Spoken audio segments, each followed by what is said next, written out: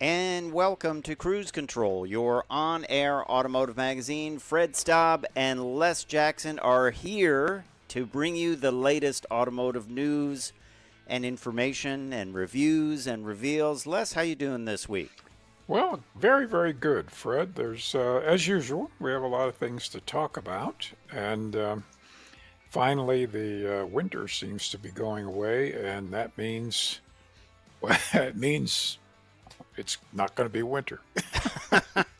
Thank That's you my for that that's my analysis. authoritative voice on meteorology.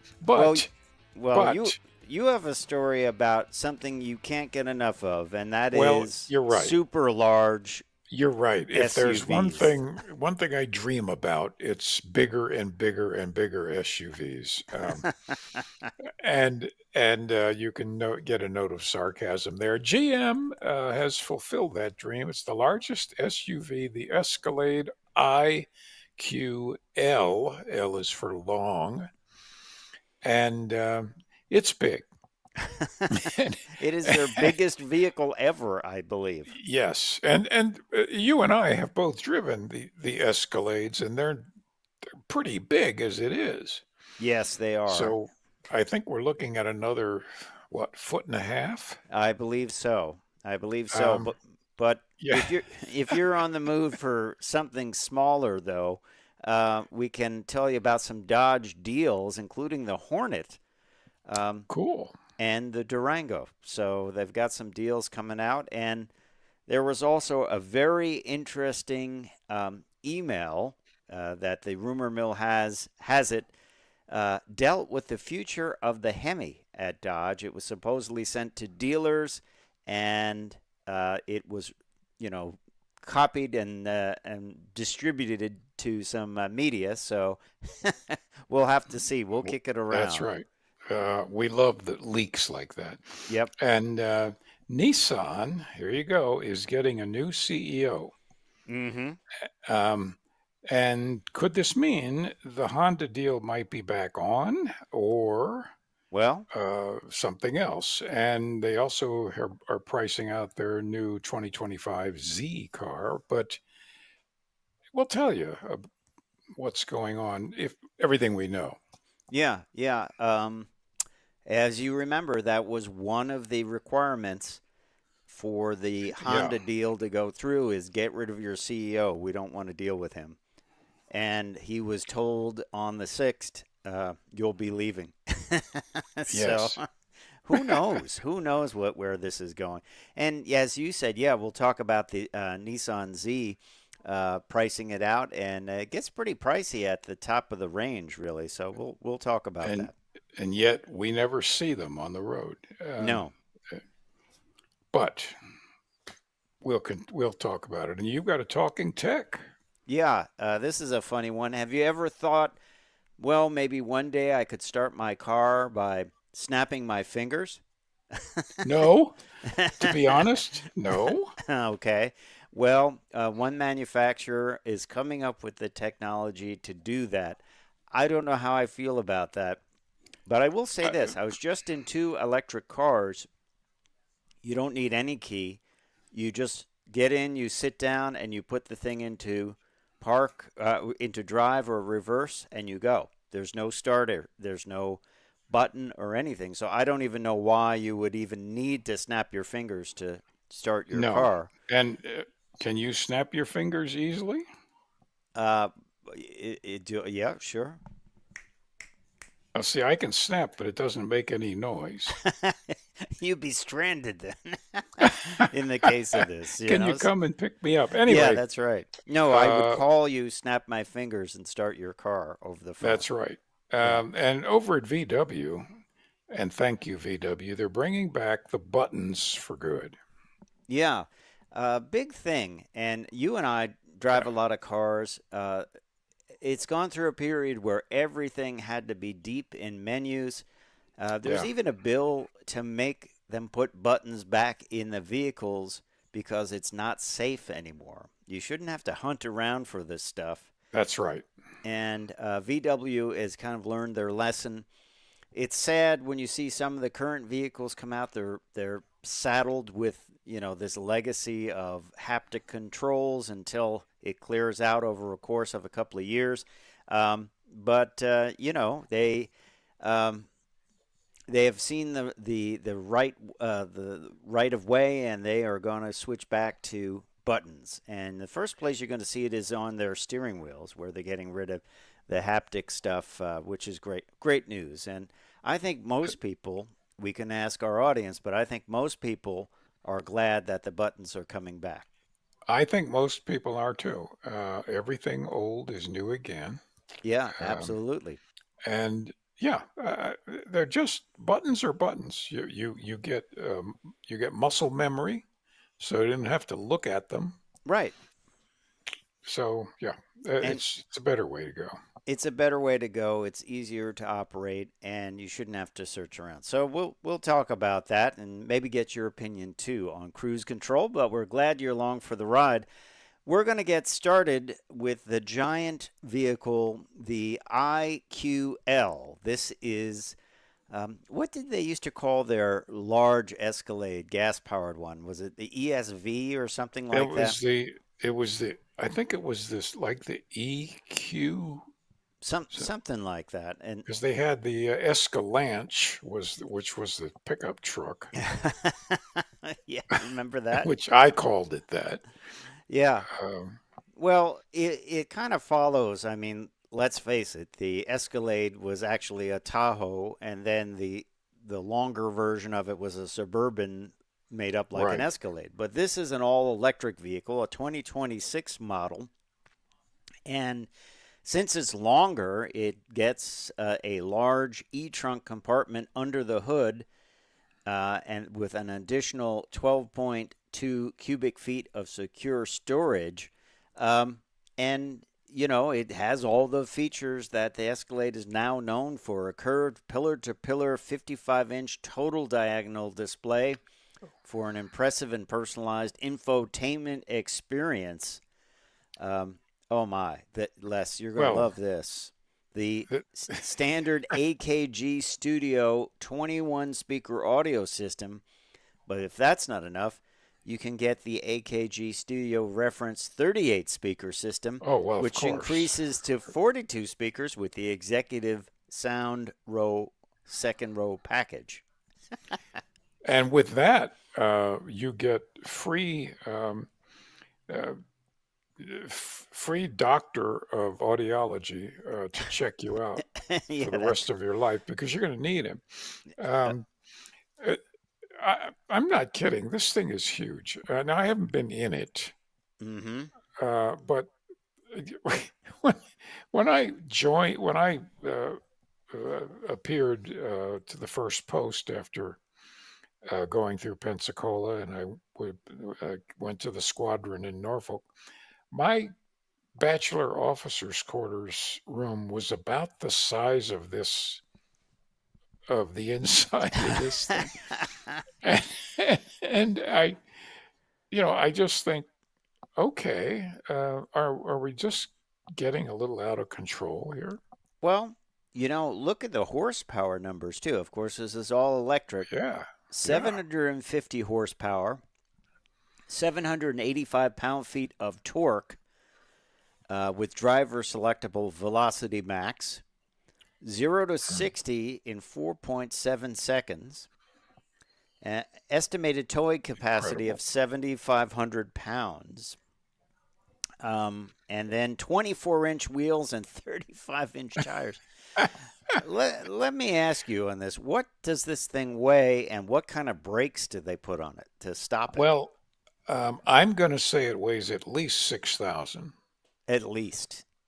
And the brakes, if this thing is moving along at 60 miles an hour, which is 90 feet per second, and the force, if it had to be suddenly stopped, is one half mass times velocity squared in feet per second. So the brakes have to exert, oh, I would say 2,000 horsepower to stop to this bring it beast. down in terms of heat dissipation and No, I don't think we have pricing on this, but this could be reaching No, no, 150,000. no, no. I have the price, sir. Do you? I do. The luxury, sport, premium luxury, and premium sport are the four trims. The base trim is Oh my gosh. 132,695. Do I need to tell you the other? Does it top 200? uh, you know what? They're not saying. I don't think it'll go that high. It's Um, certainly 150, the other trims. yeah, I would bet money on that. Oh man. This is. Oh, wow. Well, I don't know. I don't know. If you want one, Yeah. um, by all means, buy one. Yeah. Yeah. And once again, by the way, I always find this interesting. On all the electric Cadillac vehicles, it says dealer sets final price. So Yeah.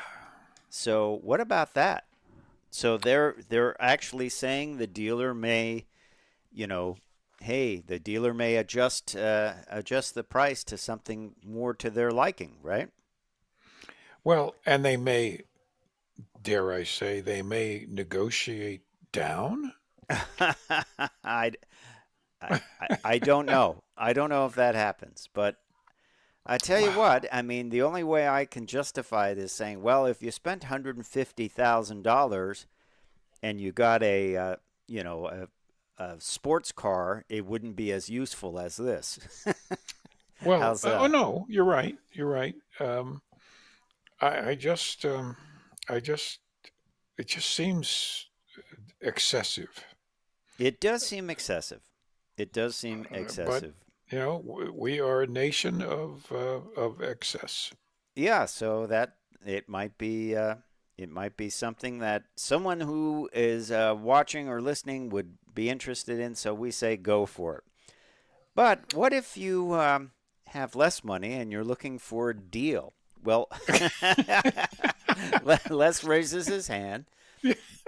We always like to point out good deals because if you're going out, you'll be like, hey, maybe I should check that out, right, Les? We've always done that on Cruise Control, haven't Always, we? always. We pride ourselves for all the years, the well over 20 years we've been on the air.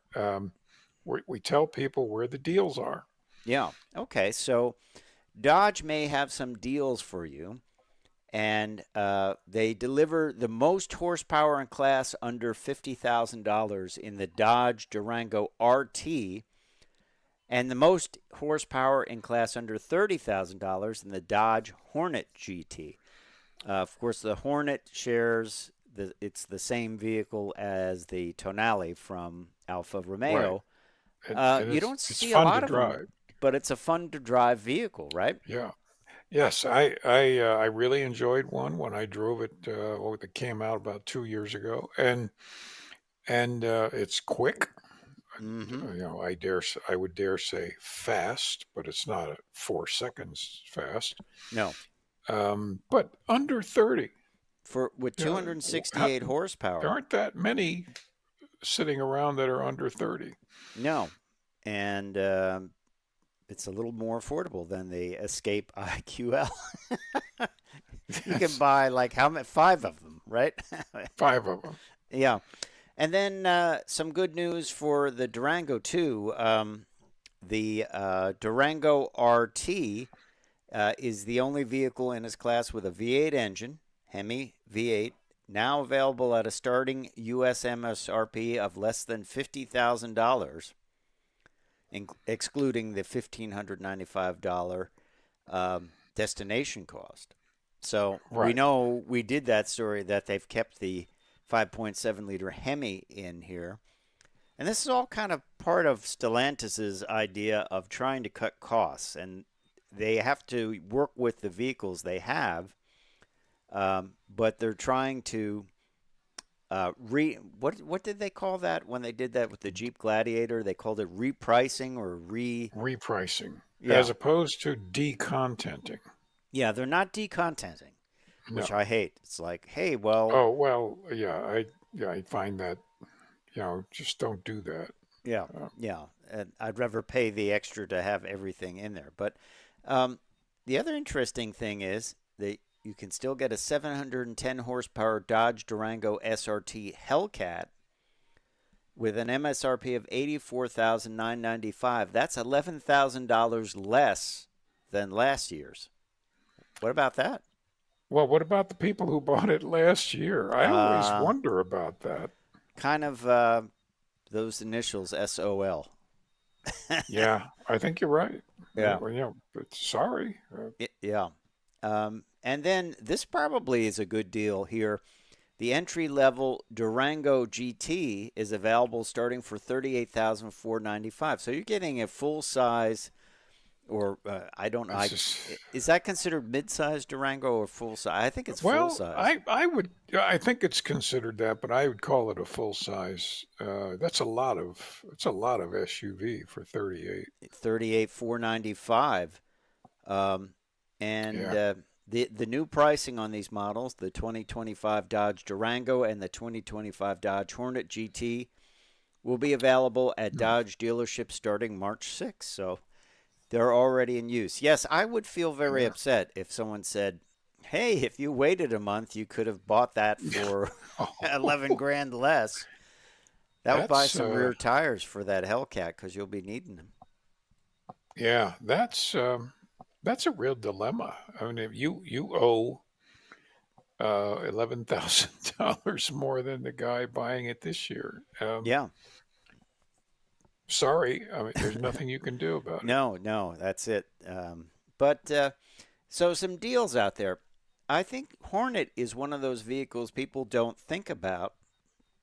I mean that you can start it right at 29,995, um, which is it's pretty good, and it's a vehicle that should be considered. It's got a lot of the fun Dodge look, if you like that in your face It's style and yeah, color. it's not um, in your face dodgy, um, and I don't mean that in a bad way. It's You just that still get the colors and stuff, and you and do the you get kind of flashy and interior. it is a fun thing to drive.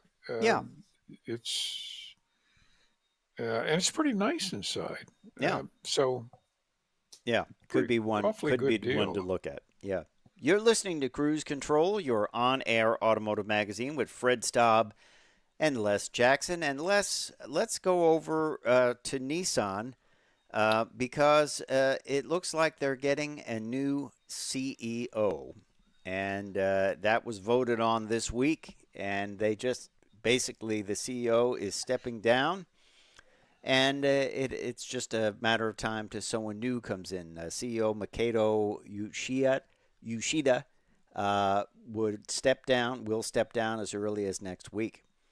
And this is basically, they say, if he's not there, that was one of the key um, Right. things stopping the Honda deal from going forward. So, do you think, with your prognosticator hat, that do you think this will mean that the deal will once again go back to the table and they'll Well, renew I it, or is don't. it still not a good deal? They still have to be profitable too.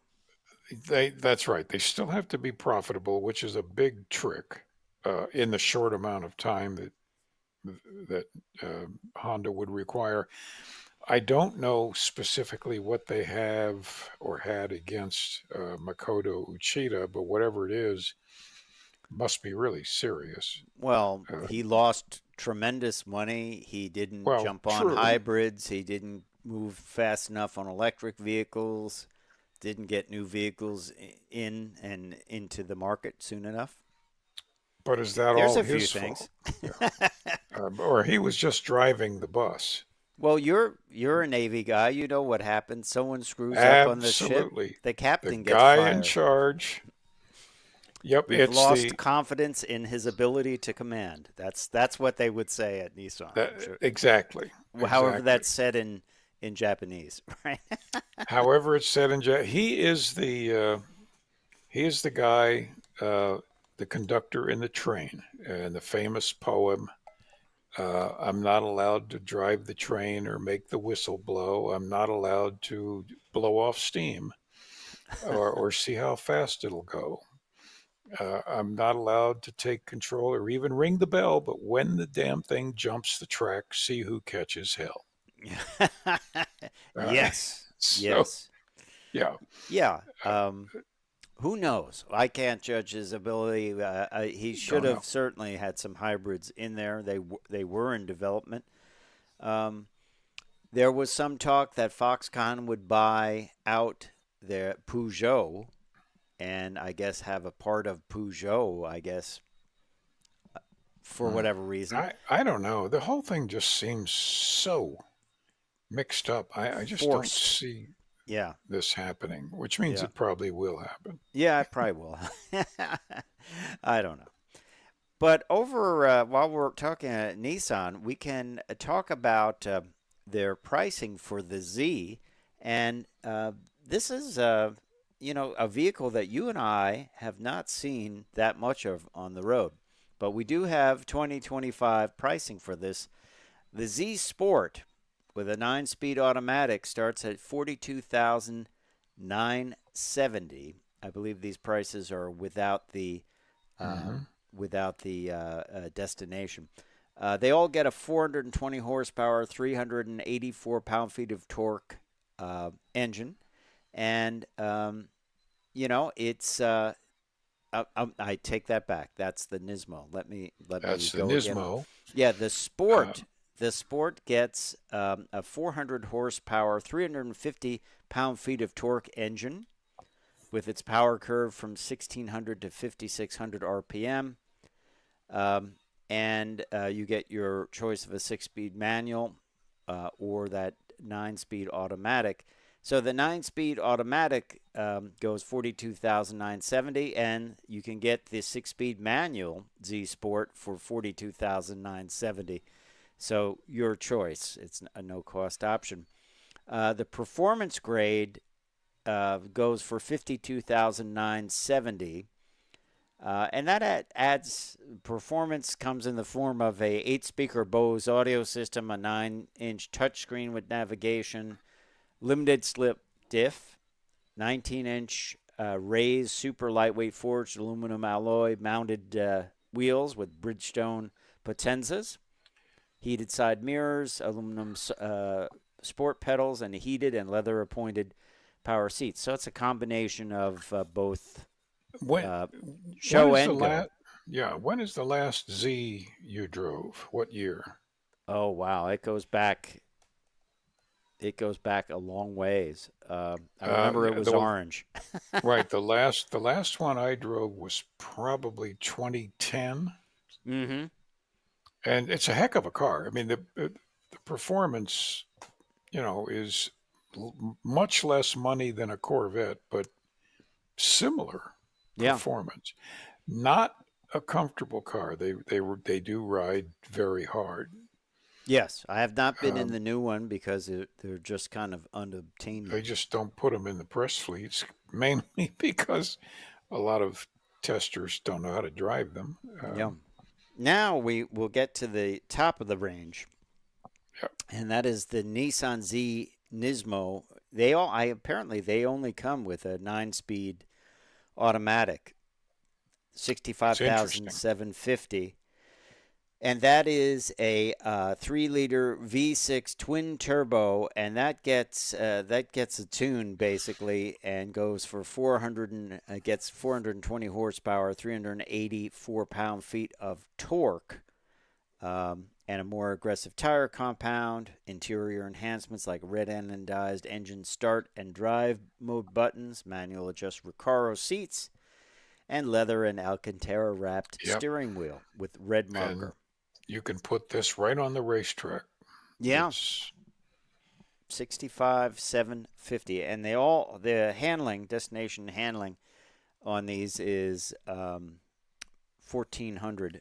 No, yeah, $1,140. 1140. Yeah, Yeah, which is about what most vehicles are going for these days. yeah, yeah. You and I have said that's a gotten a lot more expensive. I remember when it used to be sub 1,000s, and I now we're remember when it seeing, was 3 or 400. yeah, But now, it has gotten very expensive to ship automobiles and other big stuff.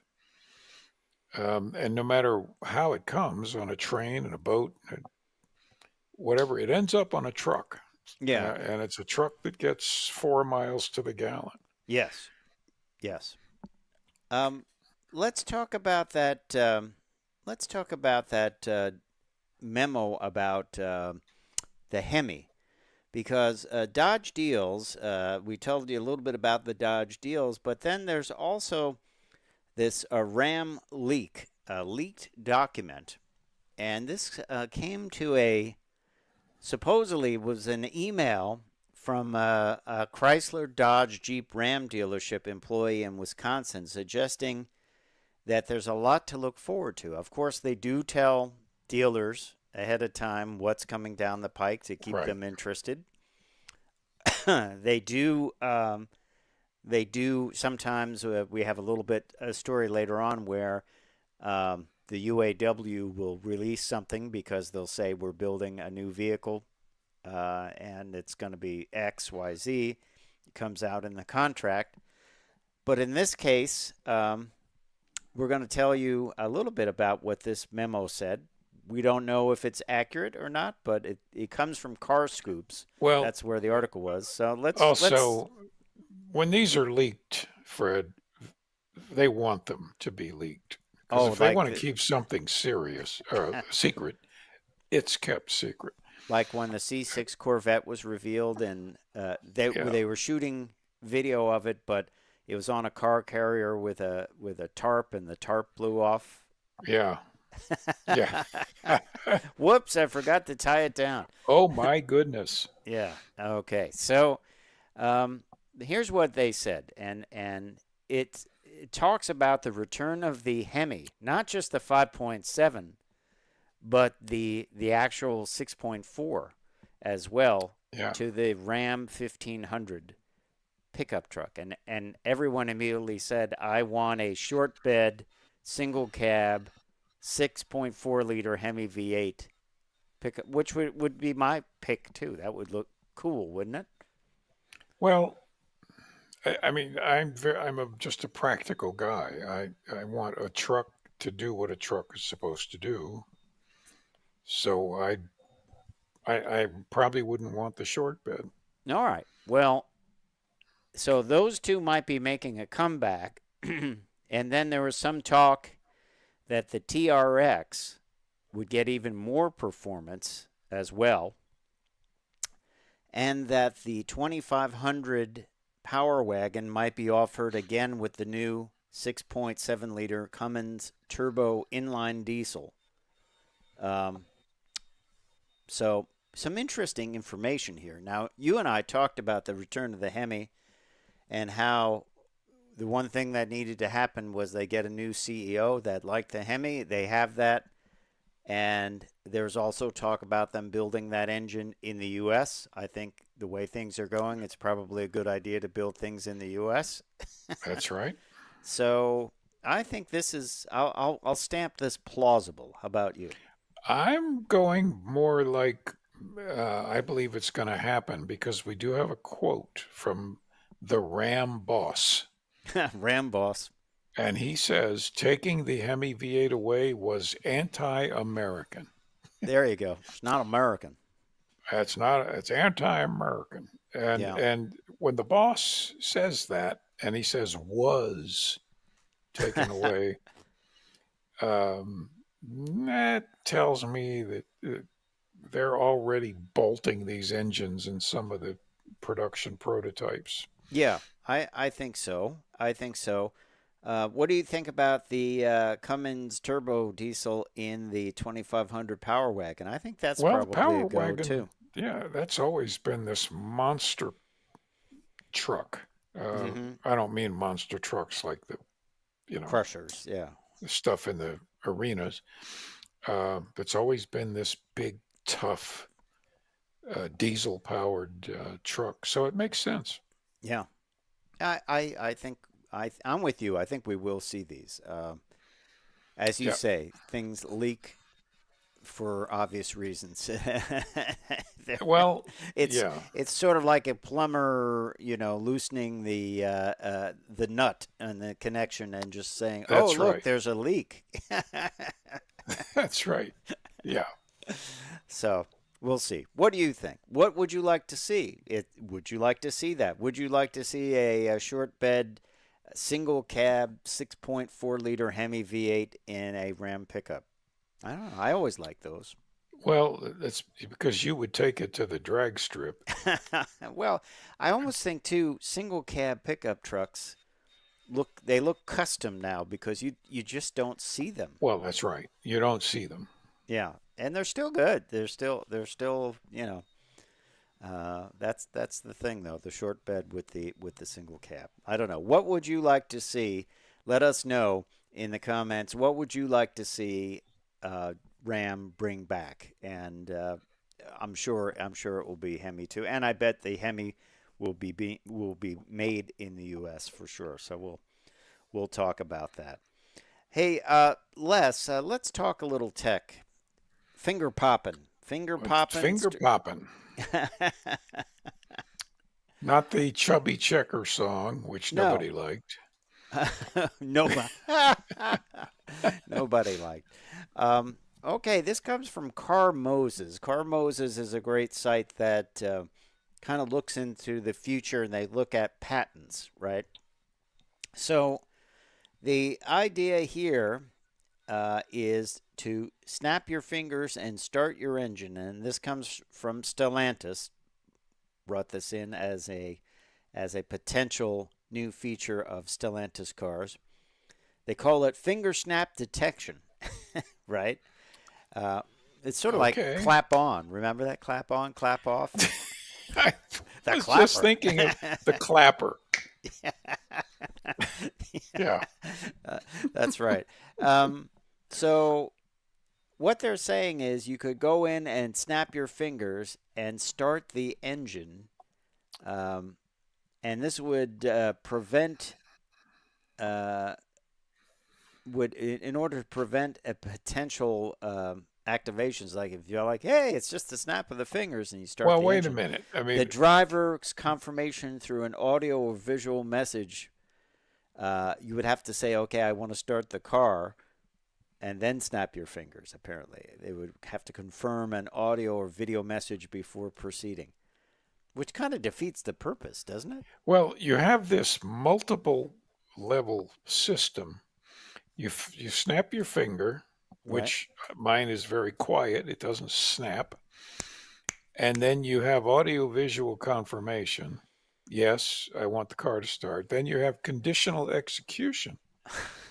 Uh, the starting procedure is completed only after confirmation. And then you have the full integration starting.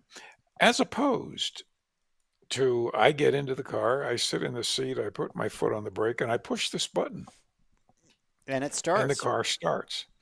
Or, I don't, as I said, in electric cars, it's freaky, but I got into that EX40 Volvo and the vehicle that I'm going to review next hour, the ID Buzz.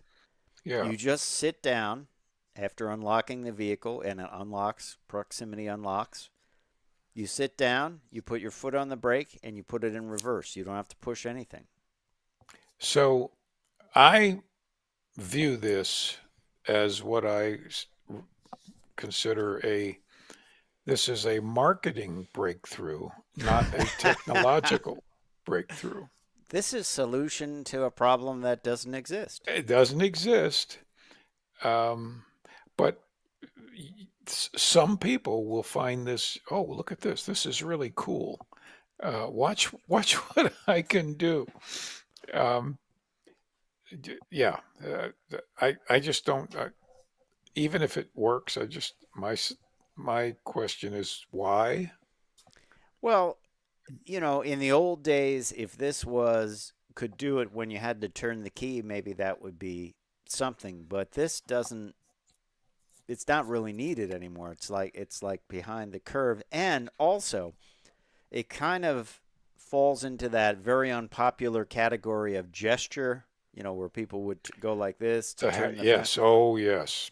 Yeah. No, nobody used that, and it it was very unpopular. And one manufacturer is just like, forget that. We're not gonna put money into that. Yeah. So uh, I I didn't realize this. I have a neighbor. We went to lunch the other day in his car. He has a 24 Camry. right? 24 Camry. He has to start it with a key. Is it a base model, super base model? No, it's actually tricked out with a lot of stuff. And there's a, I thought, mackerel. I haven't seen a key start in years. Well, Um, what's but interesting, anyway, that is weird. That is weird. Yeah, I've only seen it on inexpensive vehicles or older vehicles. But the weird thing I found on the ID Buzz, which we'll talk about in a little bit later on, is um, it had that ability to just go into gear and but it also has a start stop button on the hmm, steering column. So it's like, do I use that? I don't seem to have to, but the other thing, when you don't physically shut off a vehicle, especially electric vehicles, you don't know whether they're on or off. I find it well, very confusing. this has been an experience I have not particularly enjoyed a number of times. And I'm sure you have too, where you get out of these things. And I've actually gotten out a couple times and thought they were off, but they weren't. Mm-hmm. And, gone to dinner, gone to a show, and come back 4 hours later and it's on. Yes. Yeah. Yeah. It's a little weird. I mean, I am one of those It, guys that will check the doors after I lock them. So it used to drive me crazy with the yeah. proximity locks that I couldn't check my doors because they would open up because I had the key in the pocket. So learning curve, I guess. I don't know. There's a learning curve. Yeah. Um, but Well, yeah, anyway. there's a learning curve when it comes to using electric vehicles for off road, apparently, because the Silverado EV concept to drive in the Mint 1000, Mint 400. I give it 600 more miles. Chevy Silverado EV ZR2 off-road race truck concept. It ran the Mint 400, and the truck will also compete in the notorious event at part of the Hall Racing Team lineup. It's a ZR2 race truck concept. It will join the Team Silverado ZR2 and Colorado ZR2 race trucks. So they're basically using this as a proving ground to show electric vehicles can handle the rigors of this race. I would say there's no reason why they can't, because the suspension systems and tires and wheels are basically the same. Yeah, they should be able to take this without any problem. Yeah.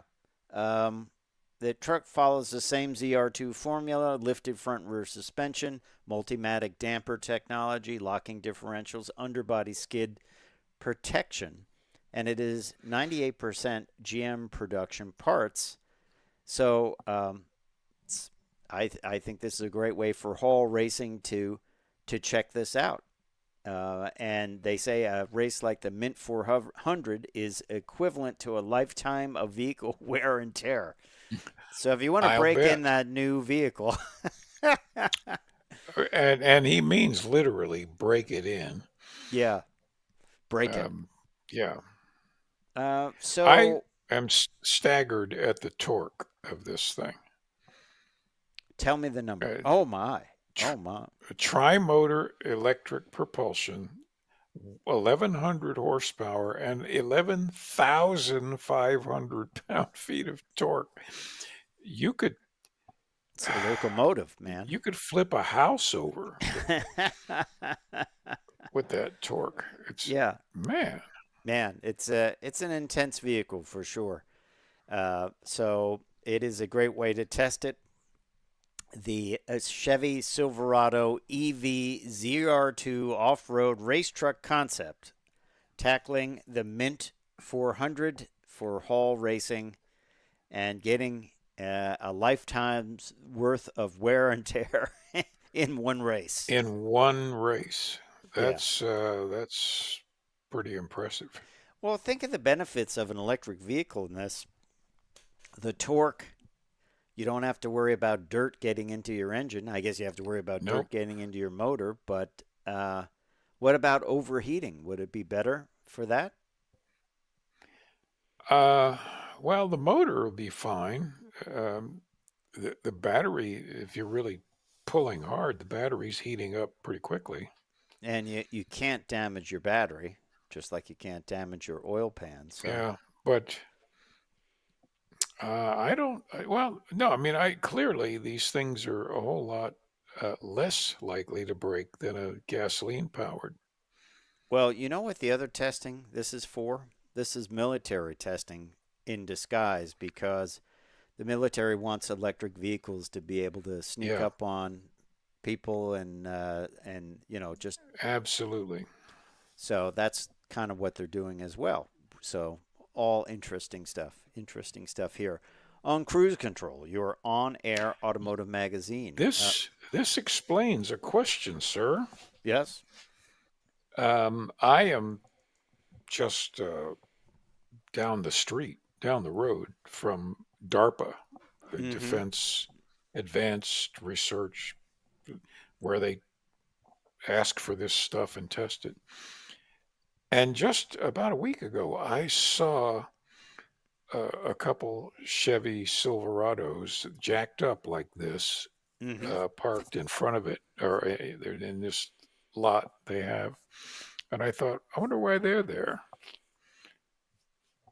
Could This might answer the could question. be. Yeah. Could be for sure. Yeah, because they're looking to use more off-the-shelf stuff Yeah, in the yeah, they really military. need that. Yeah. So it could be they're testing these and they're in that trim. Who knows? I mean, it does look very much like a regular Silverado from the silhouette of it. So I think it makes good sense. I mean, it's Oh, I think probably it great. does too. Yeah, yeah. Um, and they're not opposed to carrying big generators or having big generators back at camp to charge it up, right? Military always has big generators somewhere. They always have big generators and fuel tankers Yeah. So stuff like on. that's not a problem. Yeah. Yeah. Interesting. Um, well, you have a story about Volkswagen and buttons, right? And how many times have you been frustrated, Les Jackson, when you get into a new vehicle and it is coated with buttons, you can't find a way to make it work? And I'll just tell a story and then I'll let you get to the story. I remember Okay. when they redesigned the GTI and they put most of the things into haptic controls or into the screen, and then they moved the defroster over to where the headlights are and other stuff. Hmm. I got in it at night and I had to jump in it and drive it. I couldn't figure out how to drive it because there were no buttons. And I Yeah. said right away they kind of ruined this doing this. They've seen the error of their ways, haven't they? Well, they really have, and it was the Germans that started it with the BMW way back in 2000. Mm-hmm. Had the first iDrive with, and I'm not making it up, 594 menu items. Um, and they discovered that people didn't like it. And I never did drive it.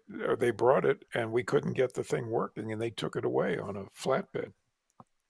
Um, and the the problem is most people don't think in terms of having running a car with a computer. Mm-hmm. You know, it's not your desk with this keyboard in front of you, which they sort of tried to make it. A lot of these cars over the last 2 decades, and Yeah, I have gotten into a few cars that I had to really sit down and figure out, okay, how do I drive this thing? How do I set the temperature Right. in the HVAC? How do I, you know, um, even simple things like uh, putting it in gear.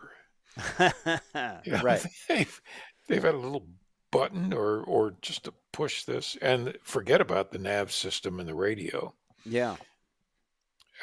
So yes, I want you shouldn't have to stare at a screen for more than a second or two to do what you need to do. You're supposed to be looking out the big screen Right. and making sure you don't hit something. So, Right. people want buttons. Do you remember Uh, before iDrive and that there was a time where they had little tiny buttons, like hundreds of them? yes, this Yeah, little. and I was like, wow, that's a lot of buttons there. Like everyone had one purpose. There was no soft buttons. They just had one purpose. Uh, Well, I just was watching a Jay Leno garage segment yesterday, and guy owns a 95 BMW 8 Series mm-hmm. V12, Mm-hmm. and they stopped making them after that. But it's a beautiful car, and I'm sure it was incredibly expensive new. But when they opened the driver's door, and you saw the console, which was about a foot and a half wide, Mm-hmm. and it had just rows and rows and rows of buttons on it. And I thought, well, now I see why they went to iDrive. There's got to be a happy medium, though. Andreas Well, there Mint, does. who is their company's design boss, said they you know, he says it may sound like common sense, but we learned it later than sooner. um, and Yeah, I just think, I mean, look, airplanes have screens and all that, but they still have buttons on them, don't they? that's right. They still, sometimes it's like landing lights. Yes, they're on, you know. Yeah, yeah. Not hold on while I toggle through 9 menus and submenus. It's You know? kind of important Yeah. not to have to toggle. Yes. So, um, it's starting. As I said, some of the vehicles still have this stuff because they will for a couple of years until this makes out. But uh, I think one of the first vehicles they want that is a concept is an inexpensive electric vehicle. They are going to be bringing out, and that will get the buttons again. But also, you're going to see buttons return first on the steering wheel as opposed to those haptic Hmm. smooth surfaces that you can't tell whether you clicked it or you didn't click it. So that's the first place you'll get buttons again. And then they'll do away with those haptic sliders and things and bring more of the things you need to use to a button. I think it's a good deal. I think it was a misstep on the part of automakers, and I think they learned from it. So, all good. All good. Yeah. Hey, let's talk another deal here. And this, while we're on Volkswagen, the Volkswagen ID4 Limited broke cover this week. And people were concerned because the ID4 pricing came out for 2025 and they did away with the 62 kilowatt hour battery, the smaller one, and said they'd only be producing the 82 kilowatt model, which meant the vehicles were no longer available in the sub $40,000 range. And some people were concerned about that. And let's face it, you and I have been talking about this. Manufacturers are looking for ways to keep the cost down and cut the costs. Well, now Volkswagen has announced their ID4 limited trim, which will have that smaller battery, and it is going to come in. It's not going to come in under 40, but it will be at 45,095. We don't quite know what's going to be in there, although they're saying they're not slashing some of the nice features. They're just bringing it back with a smaller battery and trying to hit a lower cost number, certainly below 50, which is a good thing, I think, don't you? Yeah, I think it is a good thing. I think people are looking, most people are looking for functionality, safety, um, expense, and the features that are important, but not having features that are unimportant. So Right. to them, to most people. Yeah. Um, so you want heated seats, you want air conditioning, uh, Yeah, I and don't think you can buy and a the car safety without it. stuff, Yeah. but you don't necessarily want um,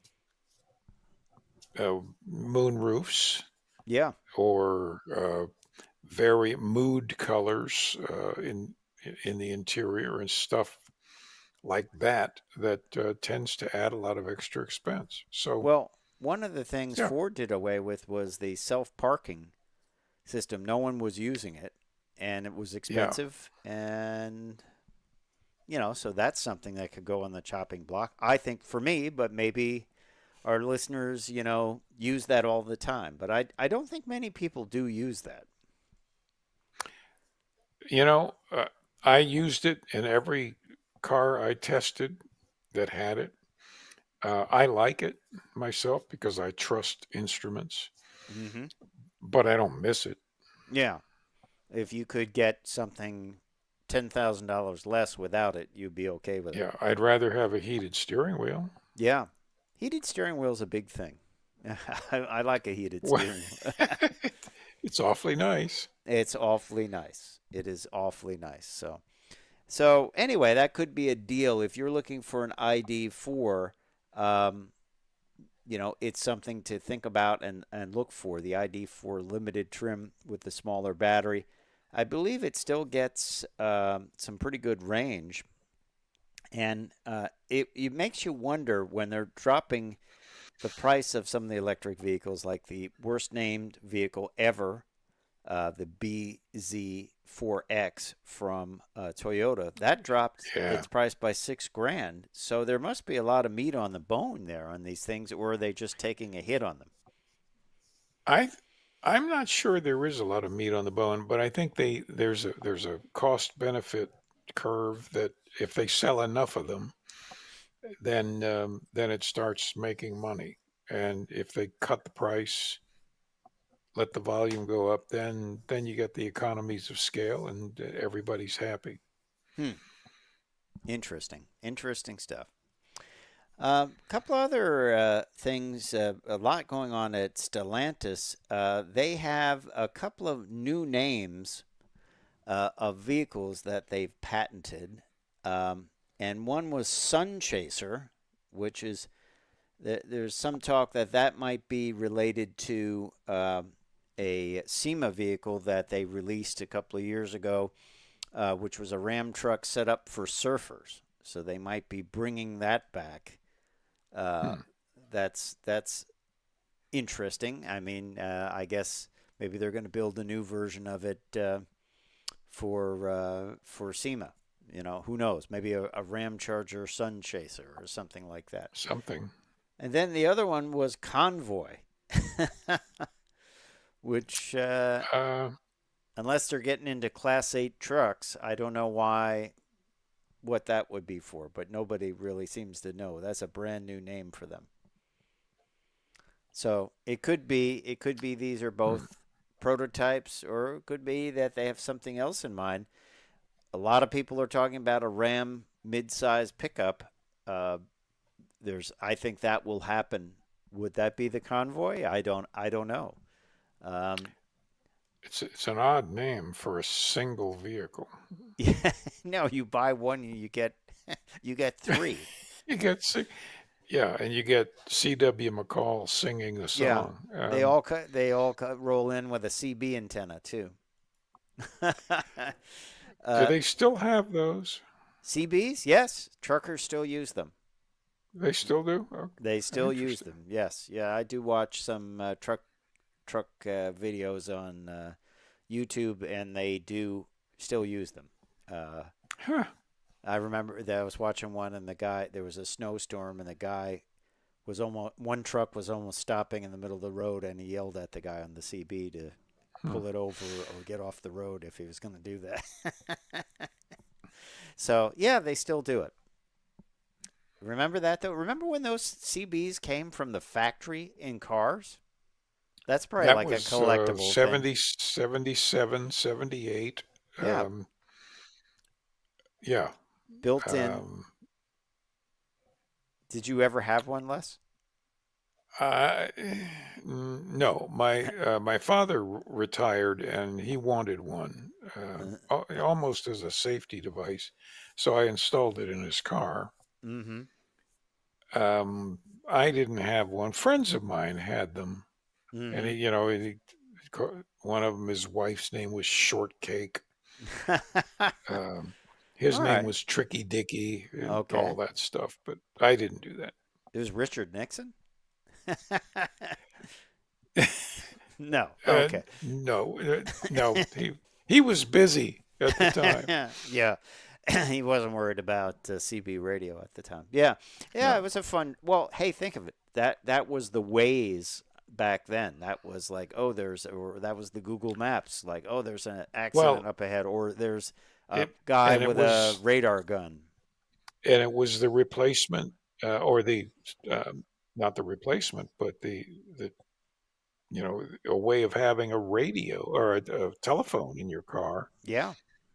before telephones in cars. Yeah, exactly. Yeah, it was and even to this day is probably helpful if you get stuck and you can call out and say, "Hey, I need some help." So, well, there you go.